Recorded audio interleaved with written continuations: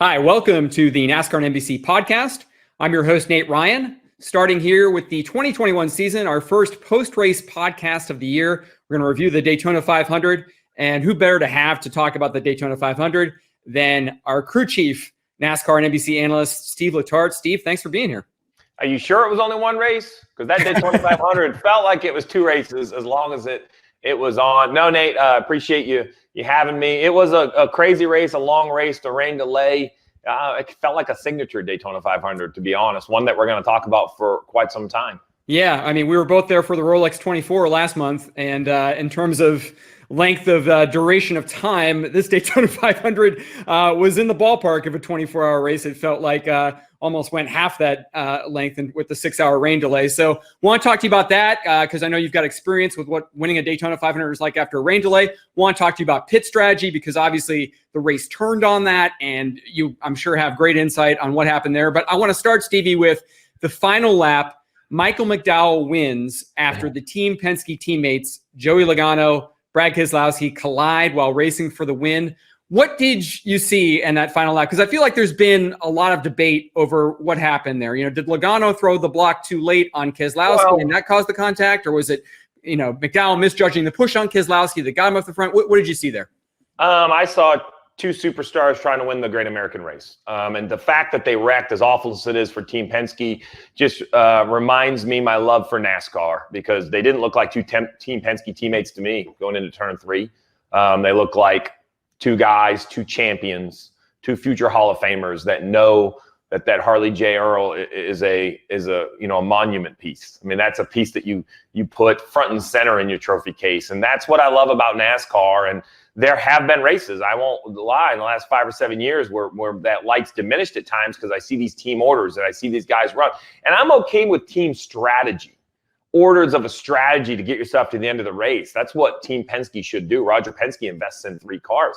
He has every right to ask for that. But I like to see a move to win the race. And I hate it ended up in an accident, but that's the first thing I saw. The second thing I saw is, Denny Hamlin a year ago did nothing. He let the run go by, side drafted, got in line, and had a chance, and then ended up winning the Daytona 500. Now, listen, extenuating circumstances coming through the trial with Blaney and Newman in the accident. We can go back and live that all you want. But I have to ask myself, at what point do drivers change their signature, change their move? We see the Eric Almirola accident in the closing lap. We see now, the Joey Logano accident. And I'm not a race car driver. I don't know the right way to do it. But at some point, when does the block not pay off? Because I don't think Brad made the wrong move, and I don't think Joey made the wrong block, and that's a wreck.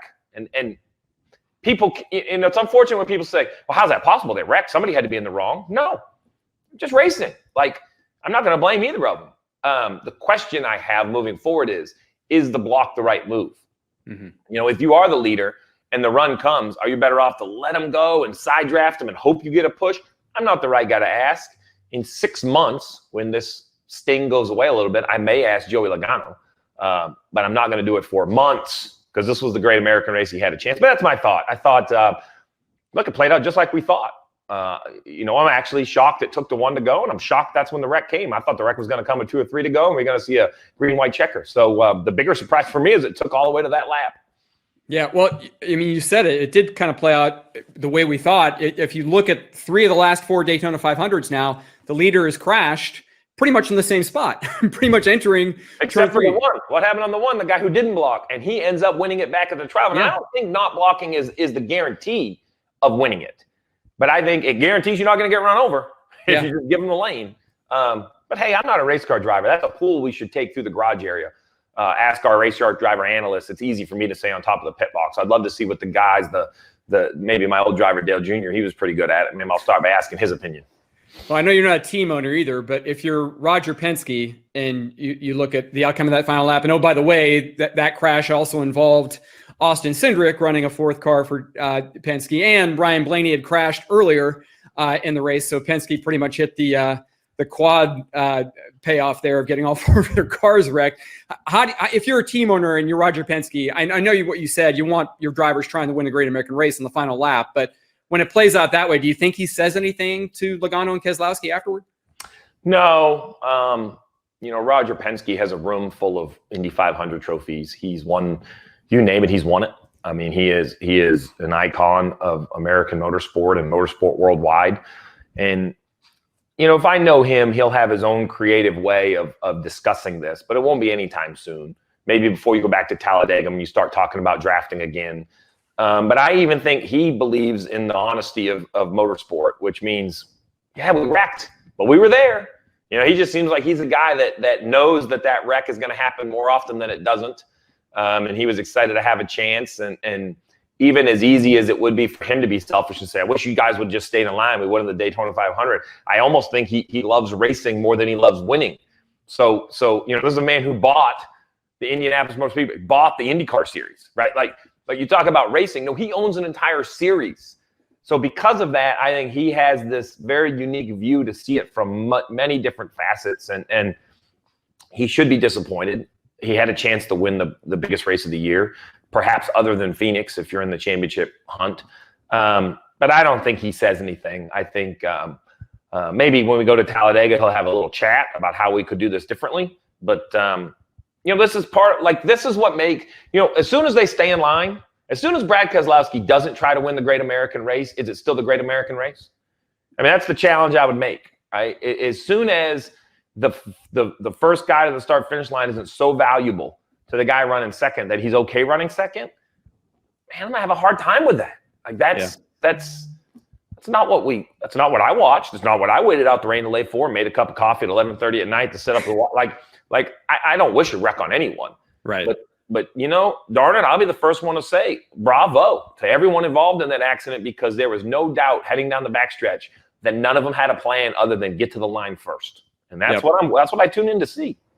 Yeah, and we also tune in because we see these remarkable underdog winners in the Daytona 500. It always seems to produce these really compelling storylines. And this year, of course, it's the winner. As we mentioned, Michael McDowell. He comes in as a major underdog in the Powered by PointsBet Sportsbook odds. He was plus 6,600. Someone bet $25 and made $1,650 off a $25 bet. That's how big an underdog Michael McDowell was, Stevie. But we've always talked about him being strong at Daytona and Talladega. He's finished 5th in the Daytona 500 previously.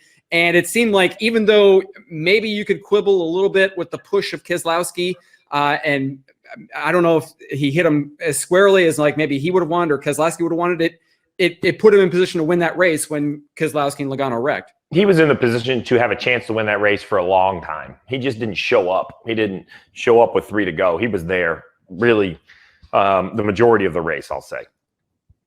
I think the bookies in Vegas perhaps got this one a little wrong, the odds makers, because I'm not sure he should have been a 65 or 70 to 1 underdog. You know, he was in my fantasy lineup. Did I think he was going to win? No. But did I expect him to show up in the top 10 in the Daytona 500 again? I did, if he could avoid the wrecks. He's proven time and time again. Now, it is his first career win, so maybe the bookies know what they're doing, right? Maybe the odds makers understand what they have going on. But the 36-year-old, you know, came through. 358 starts it took him. But he did it. He went to victory lane. Front row, 3 wins now for an organization that we perhaps forget about at times. We have, I think, a Pocono, maybe a Talladega, and a Daytona. So, you know, this is the second part of racing that we love is you know, money doesn't, it does help you go faster. But there are these moments in time where money doesn't guarantee anything. And I can assure you Front Row didn't spend as much to go with the 34 car as all the guys did that wrecked around him to be in the biggest stock car race of the year. But the other thing I will say is while Michael McDowell's storyline may not carry from coast to coast like a Chase Elliott or an Austin Dillon, he is as good a person as they come. I've known him for a long time. This is a person that throughout his career got to a point where he was competing in vehicles that didn't have the financing, not to be fast, but to not even run the whole race. I mean, at one point he was in cars. He went from fully funded Michael Waltrip Racing. We know the Texas crash, the spectacular crash. You know, that's in a very well-funded car. At moving through through his career to a car that didn't even run all the laps. He was running car. He was showing up, putting in the same effort, knowing he was there just to kind of check the box. So while the country may not see Michael McDowell as this landmark moment for the Daytona 500, you know, the little kid racer in me sees it, right? Like every kid around the country that's at a go-kart track, or I saw the Toyota spot with Bubba Wallace, which I thought was remarkably well done, about he's kind of doing this for all the kids that have a dream. Well, I think, while it wasn't Bubba Wallace in victory lane, Michael McDowell's kind of the same thing, right? You're talking a road course racer who has continued to believe in his career and, man, do it the right way. Just you know him, just a nice guy. Like, I challenge somebody to find a guy that doesn't like Michael McDowell. Now, listen, it's great to be mad at him on the racetrack. That's what racing is all about. But as far as a person goes, he's as good as they come. So I was happy. And we can't overstate, Drew Blickensderfer now. This is his second one. So I was fortunate enough to win one as a crew chief. Drew now has two. And people are going to overshadow, but Drew's two-tire call or no-tire call, he put his position up there. He gave that 34 car a little bit of track position, and that's what it took. I'm glad you brought up Drew Blickensderfer, Steve, because I wanted to talk strategy. And this race really turned on its head with about 30 laps to go, green flag pit stops. And I've been rubbing my hands in gleeful anticipation of getting to ask you about this, because there's nobody better suited to understand how this played out and who can explain why it played out the way it did. So the Fords pitted with 30 to go, I think on 171. The Chevys pitted a lap later. The Toyotas pit on 174. So 3 laps after the Fords pit, the Toyotas come in. And at that point, that's only Denny Hamlin, who has controlled the race to this point, led 98 of 200 laps, most led laps in the race, Kyle Busch, and Bubba Wallace. But as Denny Hamlin said after the race, he said, we executed too well. They come out and, he's ahead of Kyle Busch. He's ahead of Bubba Wallace. The Ford freight train catches them, goes by them. Denny Hamlin doesn't lead another lap in the race. Take us through how that pit strategy, how all of those decisions pretty much turned the race on its head and put the Fords in the driver's seat. So let's talk about the chess match first. All day long, green flag pit stops. We saw it in each stage. Off turn 2, the team that was pitting or the manufacturer that was pitting pulls to the bottom. We're coming. Don't run us over. We're coming. Still got 100 laps to go. 500-mile race. Enter turn 3, come to pit road. Next wave does it. Next wave does it. We see that in stage 1. We see that in stage 2. Now fast forward to the final stage. There's no pulling over off turn 2. Now everybody's holding their cards a little bit closer to their vest. Like, ooh, I'm not even going to look at them. I'm not going to show my hand. Kevin Harvick drives into turn 3 like he's going to run the top like everybody else and rolls to the bottom and pulls the Fords to the bottom. You can't react. I mean, Denny Hamlin can't pit out of his mirror. Like, what are you going to do? Turn left? You're going to get wrecked coming to pit road? Like, people want to believe it's, the speed of the pit stop and getting on and off pit road. It is. All that matters. But that moment, turning into turn 3, that concise communication to the Fords that other people couldn't pick up on the scanner, that, split at the T in the road, that was it. Like, that was the moment. And then you're kind of reactionary at that point. Then I don't think Toyota has another chance other than to run long. Because, and I don't think it was the wrong decision, and Denny's not completely inaccurate. We said they operated too well. I think they could have done a better job leaving pit road together, but it's just hard when you don't have the numbers. So, you look at the Toyota contingent. I would imagine all year long, it's easy to say some of their success is their very finite and focused support from a manufacturer. They have less cars than both Ford and Chevrolet, and I think that helps them at 32 races a year. 32 races a year to have a huge manufacturer like Toyota focusing on just 5 cars now helps them. The money goes further because it's divided by less people, the bigger piece of the pie. But when you go to those other 4, numbers matter, especially when you start to see wrecks that have torn cars up and changed the dynamic. And I believe that even as great as that move was that Ford makes, if there are 7 Toyotas, Denny Hamlin's the Daytona 500 champ because they roll back out there together. And even the Fords that are coming, they probably can side draft with them and keep the lane, So pit stops are very difficult, and you have to cycle through them correctly. I thought Denny did a great job. He just didn't have enough help. I will say I thought Denny, and I'm a big Denny Hamlin fan. I watched him closing laps at Darlington, one of the best drives I've ever seen, win back-to-back Daytona 500s, right? Like talent-wise, he's in an elite category. But I will be critical. I thought he got too greedy towards the end of that race when the Fords were coming. I thought there was a hole to get in like 4th, 5th, 6th, and he made a move to get another spot, got hung out, and it took him all the way back to 11th. Does that make a difference? I don't know. But he went from 11th to 5th on the last lap. Could he have gone from 1st to 1st? I don't know. That's the only misstep I saw Denny Hamlin make really all day long. He was saying, Stevie, that he was surprised the Chevys didn't go earlier, that you know, he kind of got stalled out around 11th or 12th. He worked his way up to about 8th with 5 or 6 laps to go. And then he thought like, okay, I can make things happen here. As he put it, I'm in the energy zone. Certainly, you know, surely a Chevy will pull out, Chase will pull out, Austin Dillon will pull out. I can go with him and I can make something happen because I'm going for my 3rd straight Daytona 500 win. Did you see that? Were you surprised the Chevys maybe didn't wait or didn't go earlier and waited too long to the last lap? Shocked. And I actually think it comes down to a lap car. So if you watch the cars, I don't know who was in it. There was like a 3 or 4 car pack that was coming from behind, maybe 6 or 7 seconds back.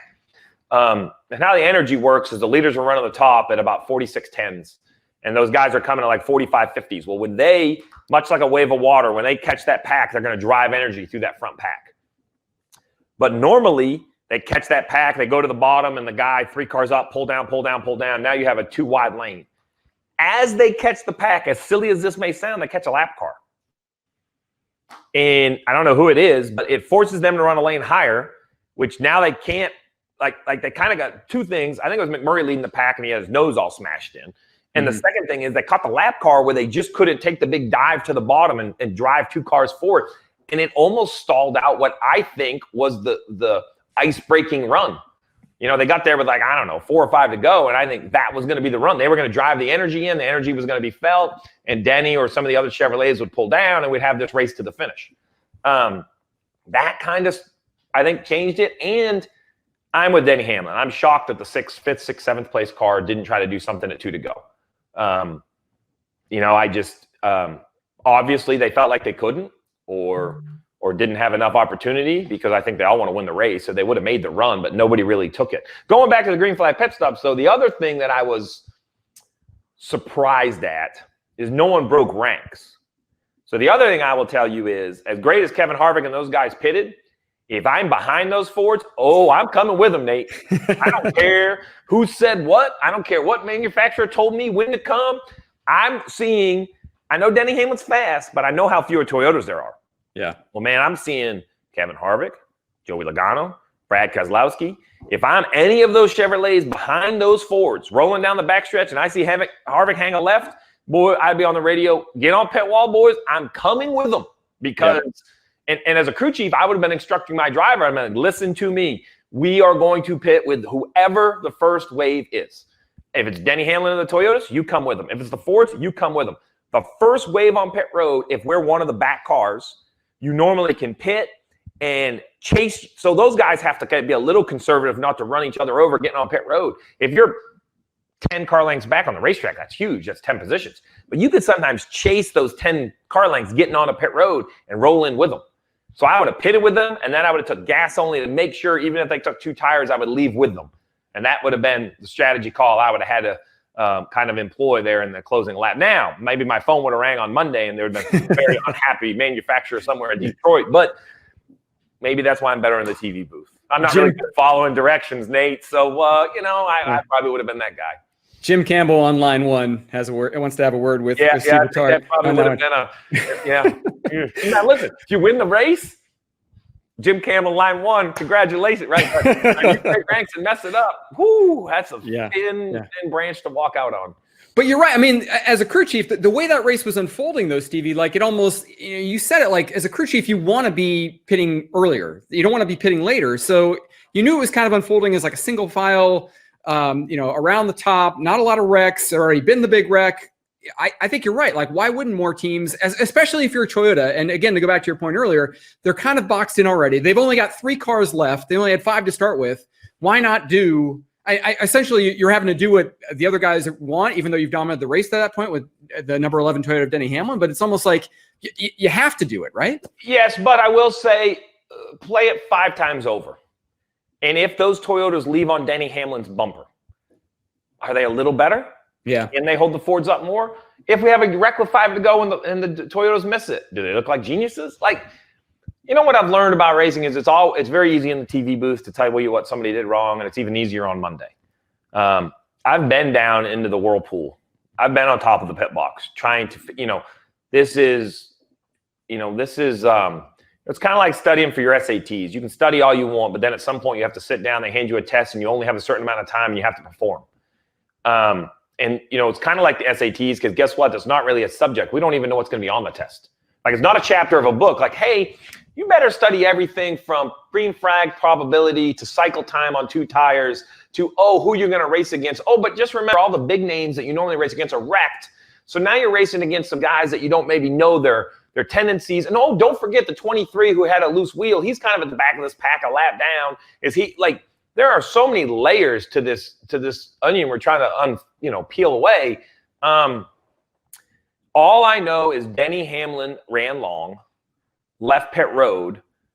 But man, he had a big gap, right? If he could have pulled his 3 teammates with him, would that have been enough? I'd have to go back. I didn't look at pit cycle times. I didn't dissect it that much because there was so much other stuff to talk about. But it's it was an interesting thing. I mean, look, I asked myself, if they don't throw if the wreck isn't bad enough for the yellow, because it was severe. It needed a yellow right away. I mean, it was catastrophic. You had the 2 up in the air. It was crazy.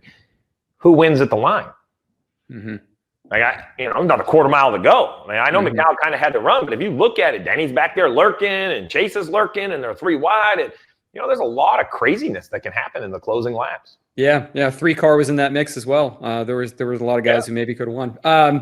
So you, like you said, Steve, I mean, you've had experience with this before, with your time as a crew chief. You've also had experience winning the Daytona 500 after a really lengthy rain delay. 2021 was very similar to 2004, where you had, in 2004, when you won with Dale Jr., there was that 6-hour delay, which they essentially had Sunday at Daytona again. The red flag came out at 3:28 p.m. Eastern. They didn't get back on track under green until close to 9:30 Eastern.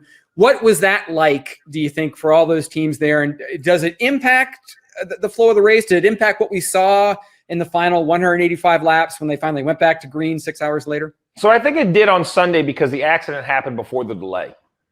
So, you go to a speedway race and you're going to have a big wreck.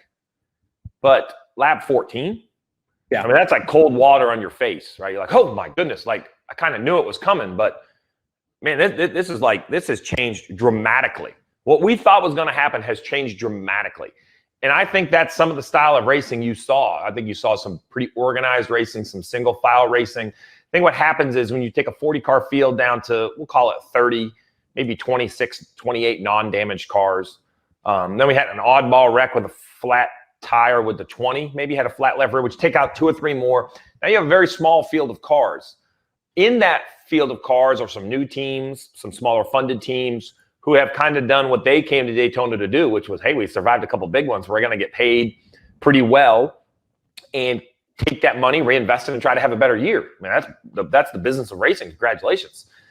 I think you do, that takes a little energy out of the pack. You take a little, everyone there is not, they're not a pack of bees, right? Some guys are riding around in 10th going, oh man, we're 10th. This is great. We're just like, hope nobody does anything silly. And some of the people that got taken out, like, you look at Eric Almirola, I think there was a lot of excitement around the 43. I mean, there were some names that Ryan Blaney, there were guys that you just expect to be pushing some of the moves. And I'm going to pick on Dale Jr., Denny Hamlin. Shame on them. They're too good at leading.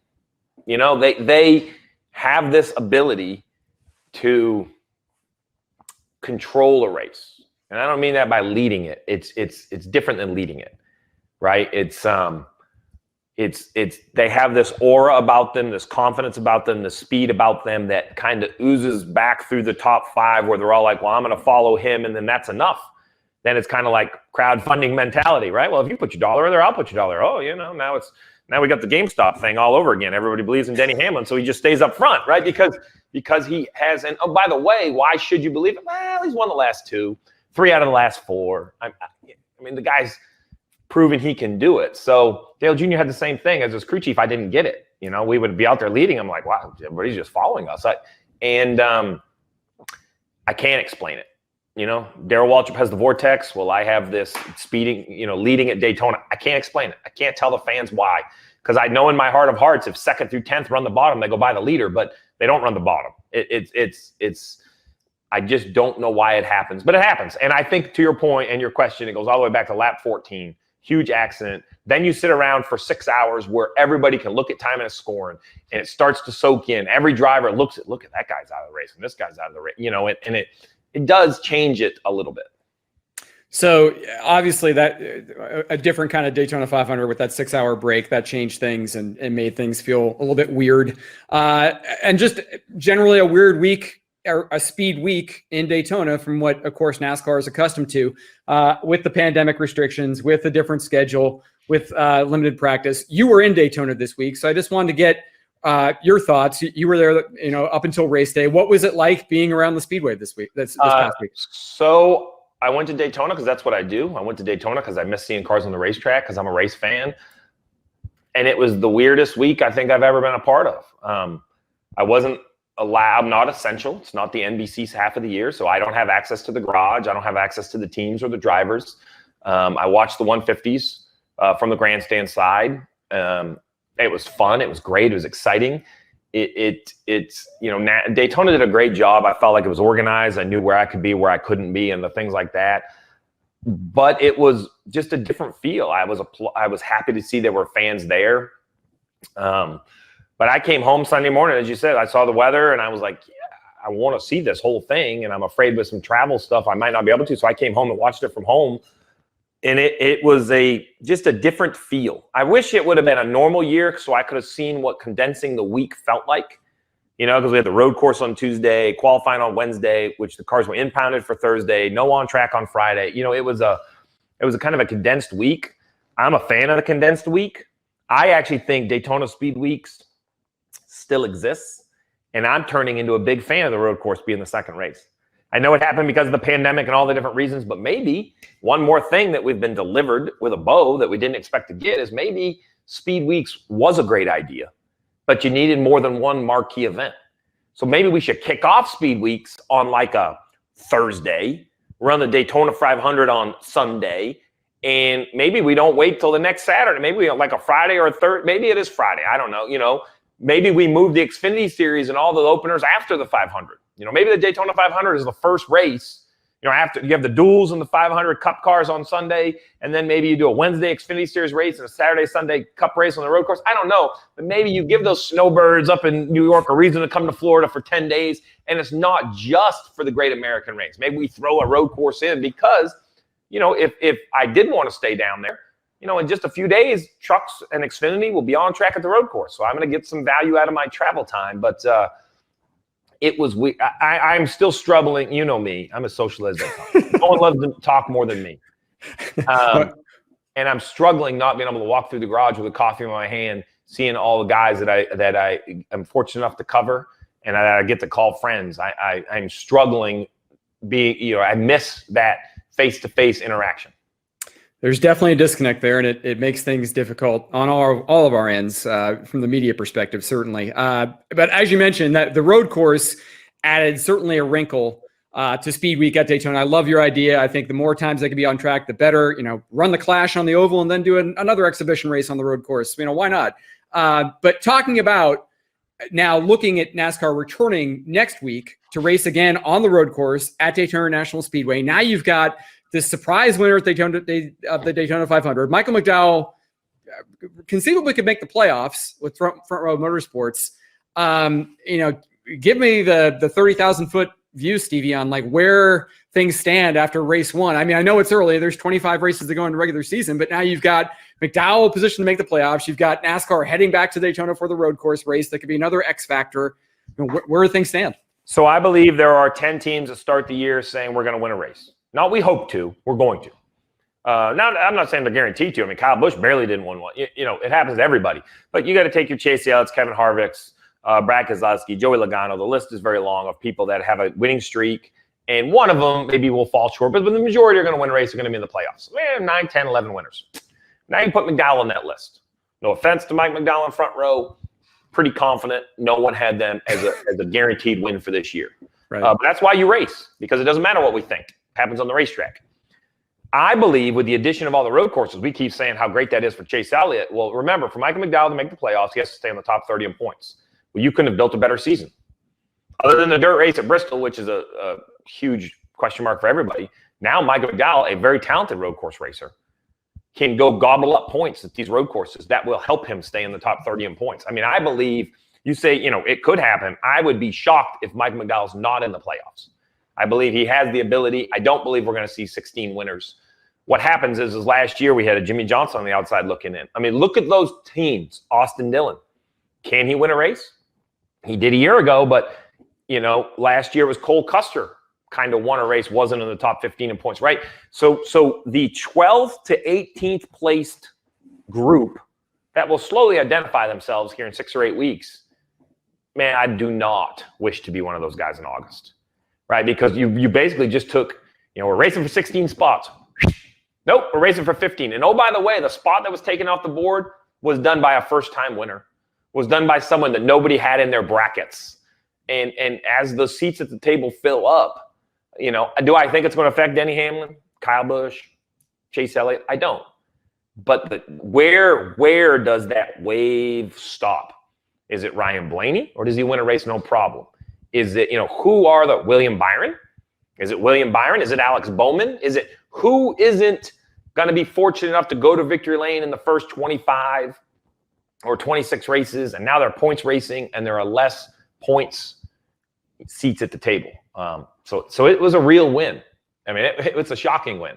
Yeah. I mean, I'll throw out another. I mean, Bubba Wallace would be another one. He had a chance to possibly win that race Sunday. Unfortunately, ends in a crash, and now maybe the pressure's on a little bit, because not only do you have all these road courses coming up in the regular season, you've got the Bristol Dirt Race. It seems to me that this really sort of emphasized the fact that, hey, the playoffs this year really could be a little bit different in terms of the field, because there are a lot more wild cards than maybe. So you have 16 races that don't involve dirt, a road course, or super speedway.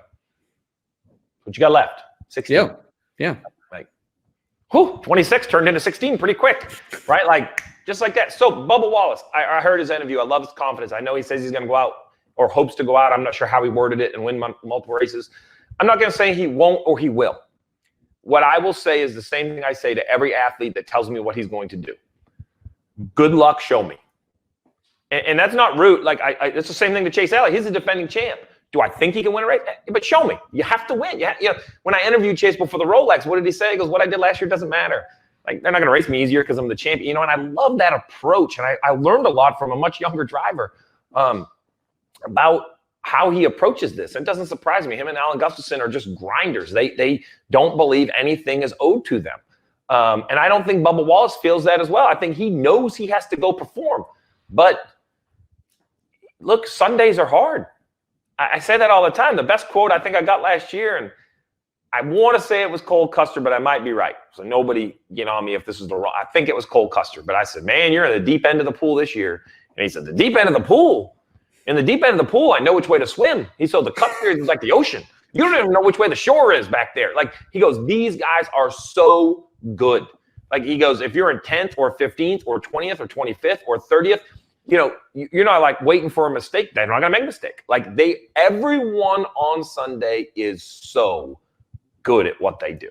There are more funded and less funded. Like, I'm not going to say everyone's equal, but, so maybe you can run inside the top 30, no problem, because of funding. But then when you get to about 25th, okay, let me write me and you. What's our joke every year? We didn't do it because of COVID. Let's go to the whiteboard. Nate, put your playoff cards on the whiteboard. I'm pretty confident you didn't have Michael McDowell on there, so one of your guys is wrong, whoever you had on the whiteboard. That's how I look at this. Yeah. We got that whiteboard right outside the studio here, by the way, so maybe I should invite you back down. We can... Even though we're one race in, I don't think it's too late to throw 16 names up there. Now we have one locked in. Yeah, you get one freebie. That's right. That's like, what do they call that when you go to a casino? It's like a match play. You bet 25 and I'll give you 25, Nate. We're going to give you, quote, free money so you can lose some more money. I love it. Always love having you on the podcast, Stevie. I wish we could do it in person. Maybe we will at some point this year, but this is as good as it gets in the meantime. Thanks again for being here. Man, I always love coming on. I love talking racing. I'm so thankful racing's back. I applaud NASCAR, the fan base, the teams. This is a conversation I didn't think we were going to have 9, 10, 11 months after this pandemic has started. But there was a lot of ways for things to not go right. But NASCAR, the teams, the sponsors, the TV partners, everybody has done what they needed to do to put on the Daytona 500. And it was spectacular and it was exciting. And it ended in a big crash and a surprise winner. And why should it not? And it just tells me that, buckle up, man. 21 could be an exciting season. So thanks for having me. Hopefully I'll have you more. Maybe at one of these days I can get, you over to my podcast, but you're going to have to use smaller words. On Letarte on Location, it's like a 2-syllable maximum. It's a deal, man. I'm there. All right, perfect. Thanks. Hey, Motorsports fans, thanks for watching. Make sure you hit subscribe before you go for all the latest news and highlights across motorsports.